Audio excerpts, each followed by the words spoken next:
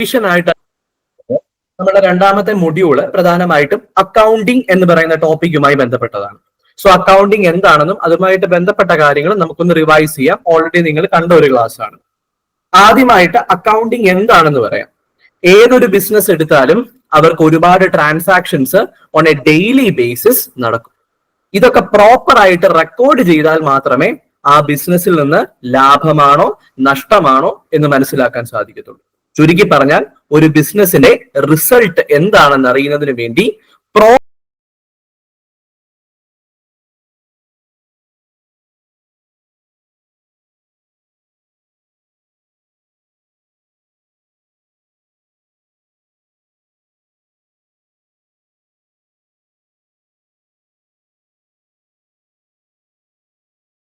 പ്രോപ്പറായി transactions record ചെയ്യപ്പെടണം.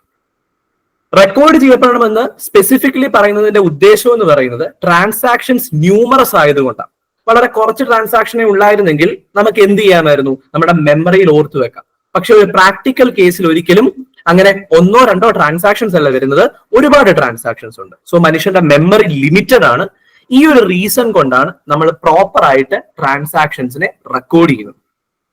ഇനി ഈ recording എന്ന് പറയുന്ന പ്രോസസ്സ് കഴിഞ്ഞാൽ അക്കൗണ്ടിങ് തീർന്നോ? ഒരിക്കലും ഇല്ല. റെക്കോർഡിംഗ് എന്ന് പറയുന്നത് അക്കൗണ്ടിങ്ങിന്റെ ആരംഭം മാത്രമാണ്. അക്കൗണ്ടിങ്ങിന് ഒരു പ്രോപ്പർ ഡെഫിനിഷൻ ഉണ്ട്. അക്കൗണ്ടിങ്ങിനെ പറ്റി പറയുന്നത് എങ്ങനെയാണ്? Accounting is the art of recording, classifying, summarising, analysing and interpreting financial transactions and communicating the result. അപ്പൊ ഇത്രയും പ്രോസസ്സ് അതിനകത്ത് വരുന്നുണ്ട്. ഒന്നാമത്തെ പ്രോസസ് ആണ് റെക്കോർഡിംഗ് ഓഫ് ട്രാൻസാക്ഷൻ. ട്രാൻസാക്ഷൻ എന്ത് ചെയ്യണം? റെക്കോർഡ് ചെയ്യണം. ഒരു എക്സാമ്പിൾ പറയുകയാണെങ്കിൽ, ഒരു കടയുണ്ട്, ആ കടയിൽ പർച്ചേസ് നടക്കുന്നു, അതുപോലെ തന്നെ സെയിൽ നടക്കുന്നു. കടക്കാരൻ പർച്ചേസ് ചെയ്യുന്നു സാധനം, അയാൾ എന്ത് ചെയ്യുന്നു? ആ സാധനം വിൽക്കുന്നു. സോ പർച്ചേസ് ചെയ്യുമ്പോഴും വിൽക്കുമ്പോഴും അതൊരു ട്രാൻസാക്ഷൻ ആണ്, ഫിനാൻഷ്യൽ നേച്ചറിലുള്ള ട്രാൻസാക്ഷൻ ആണ്. അത് റെക്കോർഡ് ചെയ്യപ്പെടണം. ഒരു കടയിൽ ഒരു പർച്ചേസ് മാത്രമായിരിക്കത്തില്ല, നൂറുകണക്കിന് പർച്ചേസുകൾ വരും, പലതരത്തിലുള്ള പർച്ചേസുകൾ വരും. സെയിലും അതുപോലെ തന്നെ, എക്സ്പെൻസുകളും ഒക്കെ ഒരുപാട് തരത്തിൽ വരും. അപ്പൊ റെക്കോർഡ് ചെയ്തതിന് ശേഷം അതിനെ പ്രോപ്പറായി എന്ത് ചെയ്യും? അതിന്റെ സിമിലാരിറ്റിയുടെ ബേസിസിൽ ക്ലാസിഫൈ ചെയ്യും. റെക്കോർഡ് ചെയ്യുമ്പോൾ ജേർണൽ എന്ന് പറയുന്ന ഒരു ബുക്കിലായിരിക്കും റെക്കോർഡിംഗ് നടക്കുന്നത്. ഏതാണ് ബുക്കിന്റെ പേര്? ജേർണൽ. ജേർണലിൽ റെക്കോർഡ് ചെയ്യപ്പെടുന്നത് ക്രൊണോളജിക്കൽ ഓർഡറിലായിരിക്കും, അതായത് നടക്കുന്ന മുറയ്ക്കായിരിക്കും റെക്കോർഡിംഗ്. ഒരു എക്സാമ്പിൾ പറഞ്ഞു കഴിഞ്ഞാൽ, പർച്ചേസ് നടന്നു ഇന്ന ദിവസം. ക്ലിയർ? അപ്പൊ പർച്ചേസ് നടന്നതിന് ഒരു ജേർണൽ എൻട്രി നമ്മൾ കൊടുക്കും. അതിനുശേഷം നമ്മൾ റെന്റ് പേ ചെയ്യുകയാണെങ്കിൽ റെന്റ് പേ ചെയ്തതുമായി ബന്ധപ്പെട്ട ഒരു ജേർണൽ എൻട്രി. അതിനുശേഷം നമുക്ക് ആരെങ്കിലും പൈസ തന്നതാണെങ്കിൽ അതുമായി ബന്ധപ്പെട്ട് ഇങ്ങനെ നടക്കുന്ന മുറയ്ക്ക് നമ്മൾ റെക്കോർഡ് ചെയ്ത് പോകും. പിന്നെ എപ്പോഴെങ്കിലും എടുത്ത് നമുക്ക് പർച്ചേസുകൾ മാത്രമായി തരംതിരിച്ച് കാണണമെന്നുണ്ടെങ്കിൽ അത് ബുദ്ധിമുട്ടാവും. കാരണം പർച്ചേസുകൾ പല സമയങ്ങളിലായിട്ടാണ് നടന്നത്, നടന്ന മുറയ്ക്കാണ് നമ്മൾ അതിനെ റെക്കോർഡ് ചെയ്തത്. അപ്പൊ ജേർണലിൽ നടന്ന മുറയ്ക്ക് ട്രാൻസാക്ഷൻസ് റെക്കോർഡ് ചെയ്യപ്പെടുന്നു. പക്ഷെ അതിൽ നിന്നും പർച്ചേസ് എത്രയാണ് ടോട്ടൽ എന്ന് അറിയണമെങ്കിൽ, അല്ലെങ്കിൽ സെയിൽസ് എത്രയാണ് ടോട്ടൽ എന്ന് അറിയണമെങ്കിൽ, അല്ലെങ്കിൽ ഒരു വർഷം റെന്റിന്റെ ഇനത്തിൽ എത്ര പേയ്മെന്റ് പോയി എന്നറിയണമെങ്കിൽ, അല്ലെങ്കിൽ സാലറി ഇനത്തിൽ എത്ര ടോട്ടൽ കൊടുത്തു എന്നറിയണമെങ്കിൽ സെപ്പറേറ്റ് ആയി അക്കൗണ്ടുകൾ മെയിൻറ്റെയിൻ ചെയ്യണം. അപ്പൊ ജേർണൽ എന്ന പ്രോസസ്സിൽ അക്കൗണ്ടുകൾ മെയിൻറ്റെയിൻ ചെയ്യുന്നില്ല, റെക്കോർഡിംഗ് മാത്രമാണ്. ക്ലിയർ ആണോ? അതിനുശേഷം ആ ട്രാൻസാക്ഷൻസിനെ, റെക്കോർഡ് ചെയ്യപ്പെട്ട ട്രാൻസാക്ഷൻസിനെ അവയുടെ സിമിലാരിറ്റിയുടെ ബേസിസിൽ നമ്മൾ അക്കൗണ്ടുകളായി മാറ്റുന്നു. ജേർണൽ നോക്കും, പർച്ചേസ് എത്ര പ്രാവശ്യം വന്നിട്ടുണ്ട്, അതിനെന്ത് ചെയ്യും? പർച്ചേസ് അക്കൗണ്ട് പ്രിപ്പയർ ചെയ്ത് അതിൽ ഈ ട്രാൻസാക്ഷൻസിനെ എല്ലാം കൺസോളിഡേറ്റ് ചെയ്ത് എഴുതും. അതുപോലെ ഓരോന്നിനെയും. ഇത് നടക്കുന്നത് ലെഡ്ജർ എന്ന് പറയുന്ന ബുക്കിലാണ്. അപ്പൊ ഒന്നാമത്തെ function of accounting is recording of transaction which is done through a book called journal. Journal എന്ന ബുക്കിലൂടെ റെക്കോർഡിംഗ് നടക്കുന്നു. രണ്ടാമത്തെ function classification, and that is done through a book called ledger. Clear ആണോ?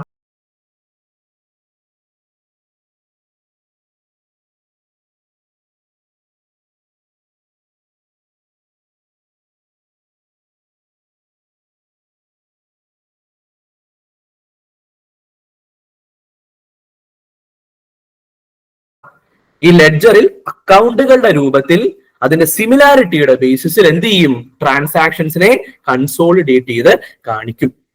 ക്ലിയർ അല്ലേ? ഇവിടെ കൊണ്ടും അക്കൗണ്ടിങ് തീരുന്നില്ല. Recording കഴിഞ്ഞു. റെക്കോർഡ് ചെയ്ത ട്രാൻസാക്ഷനെ സിമിലാരിറ്റിയുടെ ബേസിസിൽ നമ്മൾ ലെഡ്ജർ എന്ന ബുക്കിൽ അക്കൗണ്ടുകളിൽ എഴുതുന്നു. മൂന്നാമതായി, ഇതുവരെ നടന്ന പ്രോസസ് ശരിയാണോ എന്ന് നമുക്കറിയണം. കാരണം നമ്മൾ മനുഷ്യരാണ്, മനുഷ്യർക്ക് തെറ്റുപറ്റാം. സോ തെറ്റുപറ്റിയിട്ടുണ്ടോ ഇല്ലയോ എന്നറിയണം. അതിനാണ് മൂന്നാമത്തെ സ്റ്റെപ്പ്, സമ്മറൈസ് ചെയ്യുക. ഇതുവരെ നടന്ന സംഭവങ്ങളെ നമ്മൾ എന്ത് ചെയ്യുന്നു? ഒരു സമ്മറി ക്രിയേറ്റ് ചെയ്യുന്നു. ക്ലിയർ? ഇത് നടത്തുന്നത് ട്രയൽ ബാലൻസ് എന്ന് പറയുന്ന ഒരു പ്രോസസ്സിലൂടെയാണ്. ഒരു സ്റ്റേറ്റ്മെന്റ് പ്രിപ്പയർ ചെയ്യും. ട്രയൽ ബാലൻസ് എന്നാണ് ആ സ്റ്റേറ്റ്മെന്റിന്റെ പേര്. ഇതുവരെ നടന്ന ട്രാൻസാക്ഷൻസിനെ എല്ലാം അതിൽ സമ്മറൈസ് ചെയ്യും. ക്ലിയർ ആണോ? അതിൽ സമ്മറൈസ് ചെയ്യുന്നതിന്റെ ഉദ്ദേശം ഇത്രയേ ഉള്ളൂ, ഇതുവരെ നടന്ന ട്രാൻസാക്ഷൻസ് അരിത്തമാറ്റിക്കലി ആക്യുറേറ്റ് ആണോ എന്ന് ചെക്ക് ചെയ്യാൻ. ക്ലിയർ അല്ലേ? അതെങ്ങനെയാണെന്ന് ജസ്റ്റ് ഒന്ന് പറയാം. ട്രയൽ ബാലൻസിന് രണ്ട് സൈഡുകളായിരിക്കും, ഒരു ഡെബിറ്റ് സൈഡും ക്രെഡിറ്റ് സൈഡും. ഈ നമ്മൾ ലെഡ്ജറിൽ പോസ്റ്റ് ചെയ്ത ഓരോ ട്രാൻസാക്ഷനും അതിനൊരു ബാലൻസ് കാണും. ആ ബാലൻസുകളെ ഡെബിറ്റിലോ ക്രെഡിറ്റിലോ എഴുതും. അവസാനം ഡെബിറ്റും ക്രെഡിറ്റും ഈക്വൽ ആകണം. ആയില്ലെങ്കിൽ അവിടെ എന്തൊക്കെയോ അരിത്തമാറ്റിക്കൽ ഇനാക്യുറസി ഉണ്ട് എന്ന കൺക്ലൂഷനിൽ എത്തിച്ചേരും. പിന്നെ നമ്മൾ പോകുന്ന പ്രോസസ്സാണ് ആ തെറ്റ് തിരുത്താൻ. അതിനെയാണ് റെക്ടിഫിക്കേഷൻ ഓഫ് ഇറർ എന്ന് പറയുന്നത്. ഈ റെക്ടിഫിക്കേഷൻ നടത്തിയാൽ മാത്രമേ തെറ്റില്ലാത്ത ഒരു ലെഡ്ജർ അല്ലെങ്കിൽ ഒരു ജേർണൽ നമുക്ക് കിട്ടത്തുള്ളൂ. എന്നാൽ മാത്രമേ അടുത്ത സ്റ്റെപ്പിലോട്ട് പോകാൻ പറ്റൂ. ക്ലിയർ ആണോ? അപ്പൊ ആദ്യത്തെ 3 സ്റ്റെപ്പുകൾ എന്താണ്? ട്രാൻസാക്ഷൻ നടക്കുന്ന മുറയ്ക്ക് ക്രോണോളജിക്കൽ ഓർഡറിൽ ജേർണലിൽ റെക്കോർഡ് ചെയ്യപ്പെടും. രണ്ടാമത്, ഓരോന്നും സെപ്പറേറ്റ് ആയി അറിയണം. അതിന്റെ സിമിലാരിറ്റിയുടെ ബേസിസിൽ ലെഡ്ജർ എന്ന ബുക്കിൽ അക്കൗണ്ടുകളുടെ രൂപത്തിൽ ഓരോ ഐറ്റത്തെയും സെപ്പറേറ്റ് ആയി കാണിക്കുന്നു. മൂന്നാമത്, സമ്മറൈസിംഗ് ആണ്. ഇതുവരെ ചെയ്തതിൽ അരിത്തമാറ്റിക്കൽ ഇനാക്യുറസി ഉണ്ടോ എന്ന് ചെക്ക് ചെയ്യാൻ ട്രയൽ ബാലൻസ് എന്ന സ്റ്റേറ്റ്മെന്റ് പ്രിപ്പയർ ചെയ്യുന്നു. അതിൽ ഡെബിറ്റും ക്രെഡിറ്റും ഈക്വൽ ആകുന്നെങ്കിൽ, ടാലി ആകുന്നെങ്കിൽ അരിത്തമാറ്റിക്കലി ആക്യുറേറ്റ് ആണ്. ടാലി ആകുന്നില്ലെങ്കിൽ ഇനാക്യുറസി ഉണ്ട്, പോകുന്നു. ആ ഇനാക്യുറസി എന്തുകൊണ്ടുണ്ടായെന്ന് കണ്ടെത്തുന്നു. ആ ഇറർ റെക്ടിഫൈ ചെയ്യുന്നു. ഇത്രയും 3 പ്രോസസ്സ് കഴിഞ്ഞാൽ 4ാമത്തെ സ്റ്റെപ്പിലോട്ട് പോകാം. അതാണ് അനാലിസിസ് ആൻഡ് ഇന്റർപ്രിട്ടേഷൻ. നമ്മൾ അക്കൗണ്ടിങ് ചെയ്യുന്നത് 2 കാര്യങ്ങൾക്ക് വേണ്ടിയിട്ടാണ്. ഒന്ന്, നമ്മളുടെ റിസൾട്ട് അറിയണം, പ്രോഫിറ്റ് ആണോ ലോസ് ആണോ.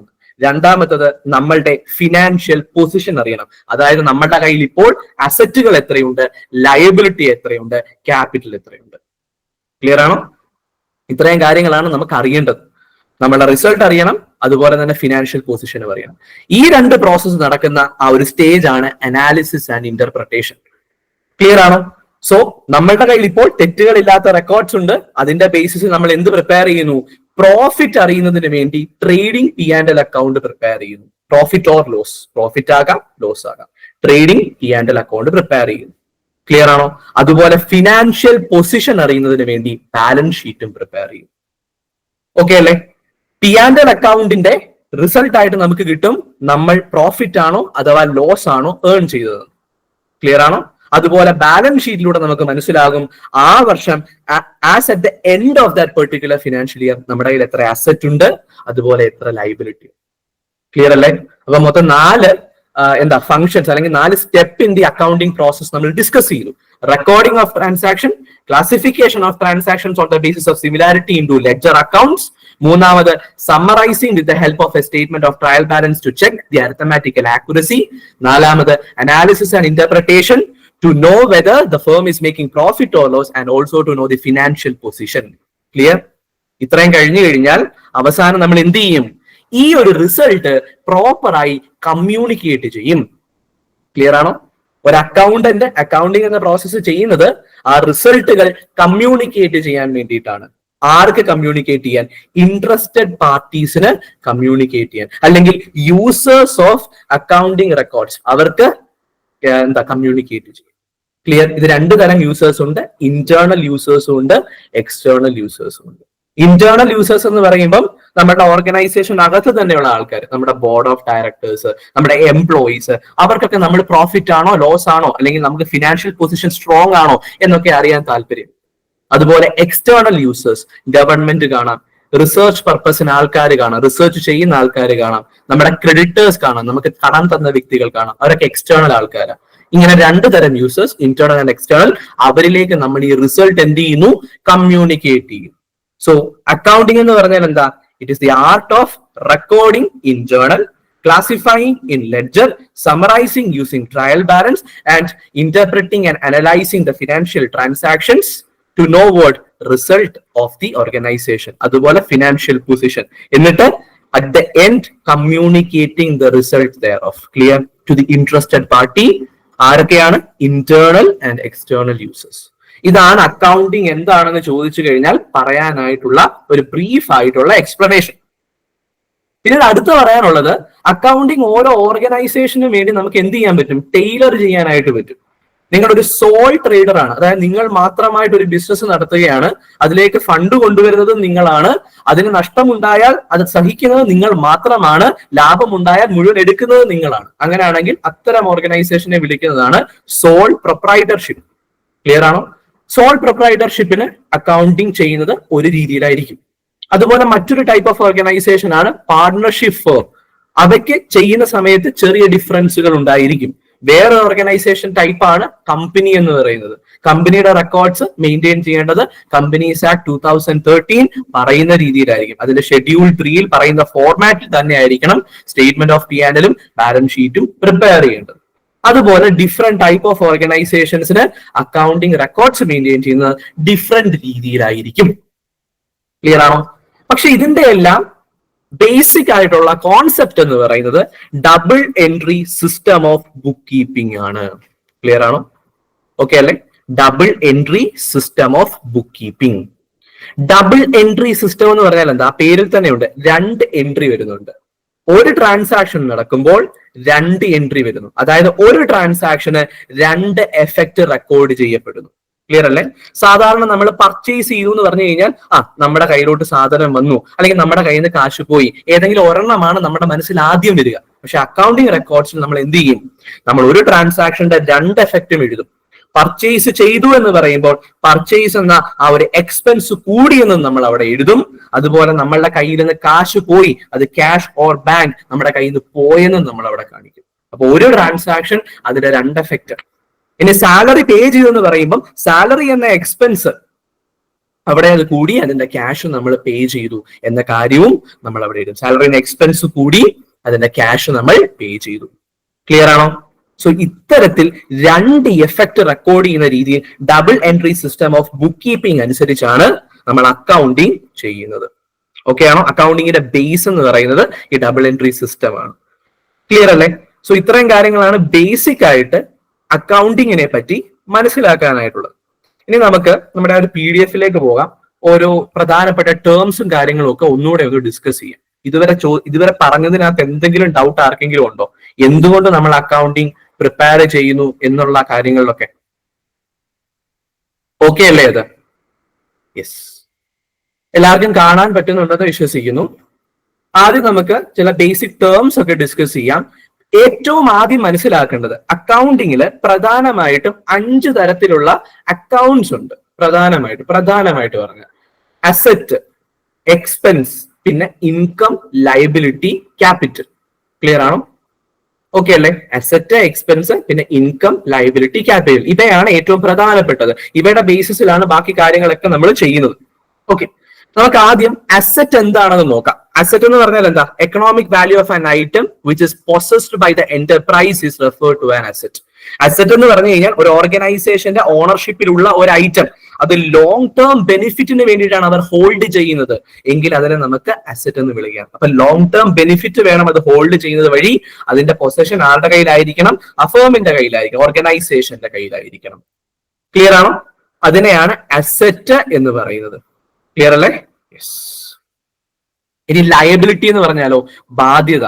അതായത് ഏതെങ്കിലും ഒരു തരത്തിലുള്ള ലയബിലിറ്റി പേയബിൾ ആയിരിക്കണം. ക്ലിയർ ആണോ? അസറ്റ് ലോങ് ടേം എന്ന് പറഞ്ഞതിനകത്ത് ഒരു തിരുത്തുണ്ട്. Long term or short term വരാം. അതിന്റെ ബേസിസിലാണ് അസറ്റിനെ രണ്ടായി തിരിക്കുന്നത്.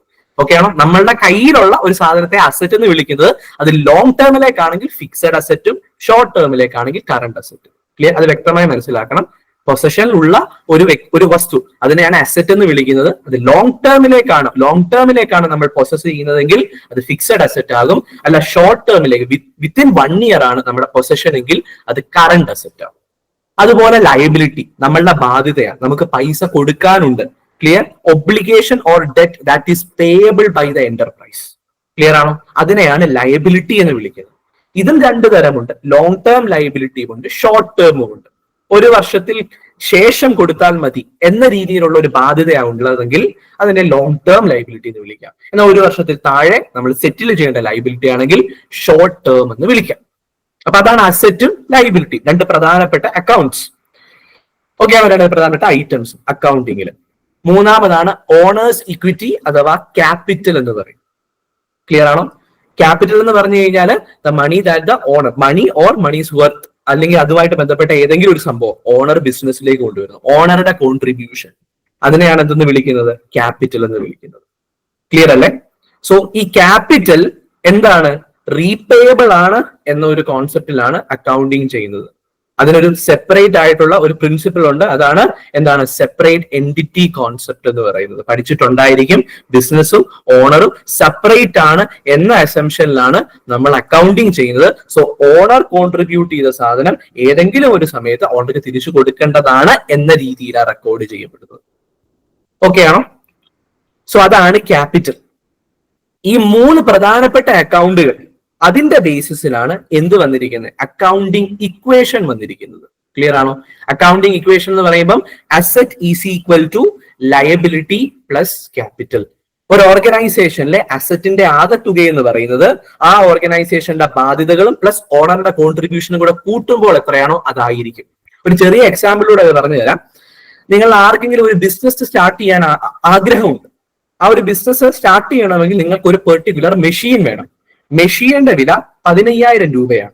പക്ഷെ നിങ്ങളുടെ കയ്യിൽ ക്യാഷ് എന്ന രീതിയിൽ 10,000 രൂപയുള്ളൂ, നിങ്ങൾ കോൺട്രിബ്യൂട്ട് ചെയ്ത പൈസ. സോ ക്യാപിറ്റൽ നിങ്ങളുടെ കയ്യിൽ എത്രയുള്ളൂ? 10,000 രൂപയുള്ളൂ. പക്ഷെ ആ മെഷീൻ മേടിക്കണം, എന്നാലേ ബിസിനസ് ചെയ്യാൻ പറ്റത്തുള്ളൂ. അപ്പൊ നിങ്ങളുടെ കയ്യിലുള്ള ഓപ്ഷൻ എന്താ? 10,000 കയ്യിലുള്ളൂ, ഒരു 5,000 രൂപയും കൂടെ വേണം, എന്നാലേ 15,000 രൂപയുടെ മെഷീൻ മേടിക്കാൻ പറ്റും. നിങ്ങൾ ആദ്യം ചിന്തിക്കുക, ഈ 5,000 ആരുടെ കയ്യിൽ നിന്നെങ്കിലും കടം മേടിക്കും എന്നായിരിക്കും, അല്ലെ? ഒന്നുകിൽ ബാങ്കിന്റെ കയ്യിൽ നിന്ന്, അല്ലെങ്കിൽ സുഹൃത്തുക്കളുടെ കയ്യിൽ നിന്ന്, ആരുടെയും നിങ്ങൾ ലോൺ എടുക്കും. നിങ്ങൾ ഒരു ബാധ്യത ക്രിയേറ്റ് ചെയ്യും, തിരിച്ചു കൊടുക്കേണ്ട ഒരു ലയബിലിറ്റി, ഒരു ഡെറ്റ് നിങ്ങൾ ക്രിയേറ്റ് ചെയ്യും. അപ്പൊ നിങ്ങൾ 10,000 രൂപ നിങ്ങളുടെ ക്യാപിറ്റലായി കൊണ്ടുവന്നു, പ്ലസ് 5,000 രൂപ ലയബിലിറ്റി ക്രിയേറ്റ് ചെയ്തു, എന്നിട്ട് 15,000 രൂപയുടെ മെഷീൻ മേടിച്ചു. നിങ്ങൾക്ക് ആ ഒരു മെഷീൻ മാത്രമേ ഉള്ളൂ എന്ന് വിചാരിക്കുക. So your asset is worth 15,000 which is equal to liability of 5,000 plus the capital contribution 10,000, 15,000. Clear ആണോ? ഇങ്ങനെ ഒരു ഓർഗനൈസേഷൻ ഒരുപാട് അസറ്റ് കാണും, ഒരുപാട് ബാധ്യതകൾ കാണും, അവരുടെ കോൺട്രിബ്യൂഷൻ കാണും. ഇതെല്ലാം എടുക്കുമ്പോൾ asset is equal to liability plus capital ആണ്. ഓക്കെ അല്ലെ? ഓക്കെ, ബാലൻസ് ഷീറ്റിൽ ഇതാണ് നമ്മൾ പ്രൂവ് ചെയ്യുന്നത്. കൊമേഴ്സ് ബാക്ക്ഗ്രൗണ്ടിലുള്ളവർക്ക് ശരിക്കും അത് മനസ്സിലാവും. ബാലൻസ് ഷീറ്റിന് രണ്ട് സൈഡേ ഉള്ളൂ. ഒന്ന് ലയബിലിറ്റി സൈഡ് ലെഫ്റ്റിൽ, അതുപോലെ തന്നെ അസറ്റ് സൈഡ് റൈറ്റിൽ. ഈ ലയബിലിറ്റി സൈഡിനകത്ത് തന്നെയാണ് ക്യാപിറ്റൽ എന്ന ഐറ്റവും എഴുതുന്നത്. അപ്പൊ അസറ്റ് സൈഡിന്റെ മുഴുവൻ total is equal to liability സൈഡിന്റെ മുഴുവൻ ടോട്ടൽ, അതായത് liability plus capital. So balance sheet accounting equation prove ചെയ്യുന്ന ഒരു സ്റ്റേറ്റ്മെന്റ് ആണ് asset is equal to capital. Clear ആണോ? യെസ്. സോ അതാണ് അക്കൗണ്ടിങ് ഇക്വേഷൻ. അത് പ്രധാനപ്പെട്ട 3 അക്കൗണ്ടുകളുടെ ബേസിസിലാണ് അസറ്റ്, ലയബിലിറ്റി, അതുപോലെ തന്നെ ക്യാപിറ്റൽ. അക്കൗണ്ടിങ് ഇക്വേഷൻ എന്താ? Asset is equal to liability plus capital. ഏത് ഓർഗനൈസേഷനും ഇത് ഇങ്ങനെ തന്നെ ആയിരിക്കും. ക്ലിയർ ആണോ? അതുകൊണ്ടാണ് അവസാനം ബാലൻസ് ഷീറ്റ് ടാലി ആകണോ എന്ന് പറയുന്നത്, അല്ലെങ്കിൽ ചെയ്തതിനകത്ത് എന്തോ പ്രശ്നമുണ്ട്. ക്ലിയർ അല്ലേ? പ്രോപ്പറായി double entry system of book keeping നമ്മൾ മെയിൻറ്റെയിൻ ചെയ്തിട്ടുണ്ടെങ്കിൽ, എല്ലാ ട്രാൻസാക്ഷൻസിന്റെയും 2 എഫക്ട് റെക്കോർഡ് ചെയ്തിട്ടുണ്ടെങ്കിൽ, തീർച്ചയായിട്ടും അവസാനം അസറ്റുകളുടെ ആകെത്തുക will be equal to liability plus capital. അങ്ങനെ തന്നെ ആയിരിക്കും. ക്ലിയർ ആണോ? സോ ആ 3 അക്കൗണ്ട്സ് നമ്മൾ ഡിസ്കസ് ചെയ്തു: അസറ്റ്, ലയബിലിറ്റി, ക്യാപിറ്റൽ. ക്ലിയർ അല്ലേ? ഇനി അക്കൗണ്ടിങ്ങിന്റെ ഒബ്ജക്റ്റീവ്സ് എന്തൊക്കെയാ? ആദ്യം റെക്കോർഡ്സ് എല്ലാം പ്രോപ്പറായി മെയിൻറ്റെയിൻ ചെയ്യണം. അതാണ് ആദ്യത്തെ 2 step. Recording, classification, proper records maintain ചെയ്യുകയാണ്. ക്ലിയർ ആണോ? അതുപോലെ ഇതിന്റെ അരിത്തമാറ്റിക്കൽ ആക്യുറസി ചെക്ക് ചെയ്യാൻ സമ്മറി എടുക്കുകയും ചെയ്യുന്നു, ട്രയൽ ബാലൻസ്. ക്ലിയർ ആണോ? അപ്പം റെക്കോർഡിംഗ്, ക്ലാസിഫൈയിങ്, സമ്മറൈസിങ്, ഈ 3 എണ്ണമാണ് പ്രോപ്പർ റെക്കോർഡ്സ് മെയിൻറ്റെയിൻ ചെയ്യുന്നതിനകത്തെ പ്രധാനപ്പെട്ട ഐറ്റം. ഈ 3 എണ്ണത്തിനെയും കൂടെ ഒരുമിച്ച് വിളിക്കുന്ന ഒരു പേരാണ് ബുക്ക് കീപ്പിംഗ്. ക്ലിയർ ആണോ? അപ്പൊ ആദ്യത്തെ 3 ഫംഗ്ഷൻ ആണ് ബുക്ക് കീപ്പിംഗ് എന്ന് പറയുന്നത്. അതിന്റെ കൂടെ മറ്റ് ഫംഗ്ഷൻസ്, അനാലിസിസ് ആൻഡ് ഇന്റർപ്രിട്ടേഷനും കമ്മ്യൂണിക്കേഷനും കൂടെ വരുമ്പോഴാണ് മൊത്തത്തില് അക്കൗണ്ടിങ് എന്ന് വിളിക്കുന്നത്. പിടി കിട്ടിയോ? ആദ്യത്തെ 3 ഫംഗ്ഷൻ ബുക്ക് കീപ്പിംഗ്, അതിന്റെ കൂടെ അനാലിസിസ്, ഇന്റർപ്രിട്ടേഷൻ, അതുപോലെ തന്നെ കമ്മ്യൂണിക്കേഷനും കൂടെ വരുമ്പോൾ മുഴുവനായി വിളിക്കുന്നത് അക്കൗണ്ടിങ്. ക്ലിയർ അല്ലേ? അപ്പം റെക്കോർഡ്സ് മെയിൻറ്റെയിൻ ചെയ്യുക. രണ്ടാമത്തത് ഫിനാൻഷ്യൽ പൊസിഷൻ കാണിക്കുക. അത് മനസ്സിലാക്കിക്കോളൂ, ബാലൻസ് ഷീറ്റിലൂടെയാണ് ഫിനാൻഷ്യൽ പൊസിഷൻ കാണിക്കുന്നത്. ഫിനാൻഷ്യൽ പൊസിഷൻ എന്ന് പറഞ്ഞാൽ അസറ്റിന്റെ ആകത്തുക എത്രയുണ്ട്, അതുപോലെ ലൈബിലിറ്റി എത്രയുണ്ട്, ക്യാപിറ്റൽ എത്രയുണ്ട്. ക്ലിയർ? ഇത് കാണിക്കുന്നു, അത് ബാലൻസ് ഷീറ്റിലൂടെയാണ്. മൂന്നാമത് calculation of profit and loss. അത് പി ആൻഡ് എൽ അക്കൗണ്ടിലൂടെയാണ് കാണിക്കുന്നത്. പി ആൻഡ് എൽ അക്കൗണ്ടിലെ ബാലൻസ് ആയിരിക്കും പ്രോഫിറ്റ് അല്ലെങ്കിൽ ലോസ്, നെറ്റ് പ്രോഫിറ്റ് അല്ലെങ്കിൽ നെറ്റ് ലോസ്. അത് പി ആൻഡ് എൽ അക്കൗണ്ടിലൂടെ ആയിരിക്കും കാണിക്കുന്നത്. ക്ലിയർ? നാലാമതായിട്ട് പ്രൊവൈഡിങ് അക്കൗണ്ടിങ് ഇൻഫർമേഷൻ ടു യൂസേഴ്സിന് അക്കൗണ്ടിങ് ഇൻഫർമേഷൻ പാസ് ചെയ്യുന്നു. So accounting is the art of recording, classifying and summarising. അതാണ് ഒന്നാമത്തെ ഒബ്ജക്റ്റീവിൽ വന്നിരിക്കുന്നത്. ക്ലിയർ? യെസ്. പിന്നെ അനാലിസിസ് ആൻഡ് ഇന്റർപ്രിട്ടേഷൻ ആണ് രണ്ടും മൂന്നാമത്തെ ഒബ്ജക്റ്റീവായി പറയുന്നത്. ആൻഡ് നാലാമതായിട്ട് കമ്മ്യൂണിക്കേറ്റിംഗ് ദ റിസൾട്ട്. ക്ലിയർ ആണോ? ഇതാണ് അക്കൗണ്ടിങ്ങിന്റെ ഒബ്ജക്റ്റീവ് എന്ന് പറയുന്നത്. പ്രധാനപ്പെട്ട റെക്കോർഡ്സ് എന്തൊക്കെയാണ് മെയിൻറ്റെയിൻ ചെയ്യുന്നത്? അപ്പം ജേർണൽ മെയിൻറ്റെയിൻ ചെയ്യും, ലെഡ്ജർ മെയിൻറ്റെയിൻ ചെയ്യും, പിന്നെ trading P and L account, balance sheet ഒക്കെ മെയിൻറ്റെയിൻ ചെയ്യും. ഓക്കെ അല്ലേ? യെസ്. എന്നിട്ട് അവസാനം അത് കമ്മ്യൂണിക്കേറ്റ് ചെയ്യും, പ്രോപ്പർ ആയിട്ട് കമ്മ്യൂണിക്കേറ്റ് ചെയ്യും. അതാണ് അക്കൗണ്ടിങ്ങിന്റെ ഒബ്ജക്റ്റീവ്. സോ അത് നമ്മൾ അവിടെ ഡിസ്കസ് ചെയ്തു. ഇനി അക്കൗണ്ടിങ്ങിന്റെ അഡ്വാൻറ്റേജ് എന്ന് പറയുമ്പോൾ ഫിനാൻഷ്യൽ പെർഫോമൻസിനെ പറ്റിയുള്ള പ്രോപ്പർ ആയിട്ടുള്ള ഇൻഫർമേഷൻ യൂസേഴ്സിന് പാസ് ചെയ്യാൻ സാധിക്കും. ഫിനാൻഷ്യൽ പെർഫോമൻസ് എന്ന് പറഞ്ഞാൽ പ്രോഫിറ്റ് ഉണ്ടാക്കിയോ ലോസ് ഉണ്ടാക്കിയോ, അതാണ് ഒരു ഓർഗനൈസേഷന്റെ എഫിഷ്യൻസി തീരുമാനിക്കുന്നത്, ആ മാനേജ്മെന്റിന്റെ എഫിഷ്യൻസി തീരുമാനിക്കുന്നത്. അങ്ങനത്തെ ഇൻഫർമേഷൻസ് പാസ് ചെയ്യാൻ സഹായിക്കും. പ്രൊവൈഡ് അസിസ്റ്റൻസ് ടു മാനേജ്മെന്റ്, മാനേജ്മെന്റിന് പ്രോപ്പർ ആയിട്ടുള്ള അസിസ്റ്റൻസ് പ്രൊവൈഡ് ചെയ്യും, അല്ലെ? പ്ലാനിങ്ങിലും ഡിസിഷൻ മേക്കിങ്ങിലും, അതുപോലെ തന്നെ കൺട്രോൾ ചെയ്യാനും ഓർഗനൈസേഷന്. ക്ലിയർ ആണോ? പ്രോഫിറ്റ് ഉണ്ടാകുന്നില്ല, അല്ലെങ്കിൽ കഴിഞ്ഞ ഫിനാൻഷ്യൽ ഇയറിനെ അപേക്ഷിച്ച് പ്രോഫിറ്റ് കുറഞ്ഞു, എന്തുകൊണ്ട് കുറഞ്ഞു എന്ന് കണ്ടെത്തി ആ ഒരു ഡിസ്ക്രീപ്പൻസി അത് ഫില്ല് ചെയ്യുന്നു, അല്ലെങ്കിൽ അത് നമ്മൾ കറക്റ്റ് ചെയ്യുന്നു. അതിനെയാണ് കൺട്രോളിങ് എന്ന് പറയുന്നത്. ക്ലിയർ ആണോ? ഇത്തരത്തിൽ കൺട്രോൾ ചെയ്യാനും പ്രോപ്പർ ആയിട്ടുള്ള ഡിസിഷൻ എടുക്കാനും പ്ലാനിങ്ങിനും ഒക്കെ അക്കൗണ്ടിങ് റെക്കോർഡ്സ് അത്യാവശ്യമാണ്. പിന്നെ കമ്പാരിറ്റീവ് സ്റ്റഡി നടത്താനും അത്യാവശ്യമാണ്. ക്ലിയർ ആണോ? അതായത് നമ്മളുടെ കഴിഞ്ഞ കാലങ്ങളിലെ പെർഫോമൻസിനെ കറണ്ട് പെർഫോമൻസ് വെച്ച് കമ്പയർ ചെയ്യാൻ, അല്ലെങ്കിൽ പോട്ടെ നമ്മുടെ പെർഫോമൻസിനെ നമ്മുടെ കോമ്പറ്റീറ്റേഴ്സിന്റെ പെർഫോമൻസ് വെച്ച് കമ്പയർ ചെയ്യാൻ, അതിനുവേണ്ടി ഫിനാൻഷ്യൽ റെക്കോർഡ്സ് ആവശ്യമാണ്. ക്ലിയർ ആണോ? പിന്നെ അടുത്തതായിട്ട് ടാക്സ് ലയബിലിറ്റി സെറ്റിൽ ചെയ്യാൻ വേണ്ടിയിട്ട്. ടാക്സ് ലയബിലിറ്റി എന്ന് പറയുമ്പോൾ അത് ഇൻകം ടാക്സിന്റെ ലയബിലിറ്റി ആകാം, അല്ലെങ്കിൽ GST പരമായിട്ടുള്ള ലയബിലിറ്റി ആകാം. ഇതൊക്കെ സെറ്റിൽ ചെയ്യണമെങ്കിൽ പ്രോപ്പർ റെക്കോർഡ്സ് ഉണ്ടായാലേ പറ്റത്തുള്ളൂ. ക്ലിയർ അല്ലേ? യെസ്.